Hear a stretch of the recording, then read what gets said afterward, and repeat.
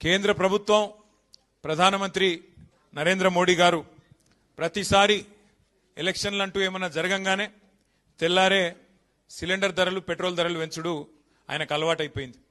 ఇలా ఇక్కడికి వస్తుంటే ఇప్పుడే వార్త వచ్చింది. దేశ చరిత్రలో వచ్చే సంవత్సరం అయితే సరిగ్గా 80 ఏళ్లు నిండుతుంది భారతదేశానికి స్వాతంత్రం వచ్చి.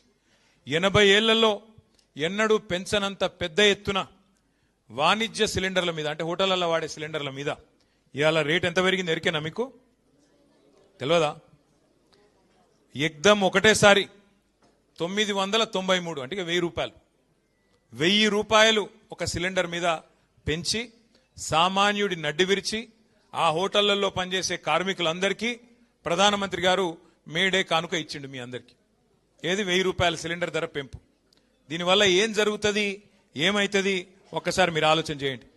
హైదరాబాద్లో నిన్నటిదాకా సిలిండర్ ధర 2321, ఇవాళ దాని ధర 3315. ఎన్నడూ ఈ భారతదేశంలో ఇంత పెద్ద ఎత్తున ఎవరు సిలిండర్ ధరలు పెంచలే.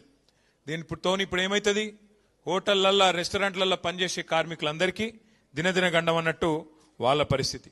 ఇప్పటికే గ్యాస్ దొరకలేదు, అదే యుద్ధం చాలా అయినాక అని చెప్పి చాలా మంది హోటళ్లల్లో తగ్గించిండ్రు, రెస్టారెంట్లలో హోటళ్లలో తగ్గించారు, ఏది వండుడే తగ్గింది. కానీ ఇవాళ సామాన్యుడు, ముఖ్యంగా లక్షలాది మంది పిల్లలు హైదరాబాద్లో బ్యాచిలర్లు ఇక్కడ ఐటీ ఉద్యోగాలు చేసుకుంటూ ఇతర ఉద్యోగాలు చేసుకుంటూ హోటళ్ల మీద మెస్సుల మీద ఆధారపడేటోళ్ళు ఉంటారు. వాళ్ళందరికీ ఇలా ఇబ్బంది, వాళ్ళందరికీ మరి ఆహారం ధర పెరిగిపోతుంది.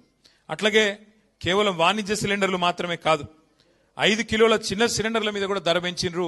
261 రూపాయలు దాని మీద కూడా పెంచిండ్రు. దాంతో ఏమవుతుంది, నిత్యావసర వస్తువులు ధరలు అవి మళ్ళీ ఒక్కసారి పెరిగిపోయే ప్రమాదం. ఇప్పటికే మీకు తెలుసు, రూపాయి విలువ పాతాళానికి పోతా ఉన్నది. ఇంకో దిక్కు సిలిండర్ల ధర ఆకాశంలోకి పోతున్నది. గతంలో ఒకసారి ప్రధానమంత్రి గారు ఒక మాట అన్నారు, అయ్యా మరి 2 కోట్ల ఉద్యోగాలు ఇస్తాన్నావు కదా సంవత్సరానికి, మరి ఏవి ఉద్యోగాలు అంటే ఆ రోజు మోడీ గారు అన్న మాట ఏంటంటే, పకోడీలు వేసుకుంటూ కూడా ఉద్యోగమే కదా, పకోడీలు వేసుడు బజ్జీలు వేసుకుంటూ కూడా ఉద్యోగమే కదా అని మాట్లాడిండు. కానీ అలా పకోడీలు వేసుకుందామంటే కూడా వేసుకోలేని పరిస్థితి ఈ సిలిండర్ల ధర పెంచి వాళ్ళని కూడా చావగొట్టిన ఘనత కేంద్ర ప్రభుత్వానికి దక్కుతా ఉన్నది. అట్లాగే ఇంకొక మాట కూడా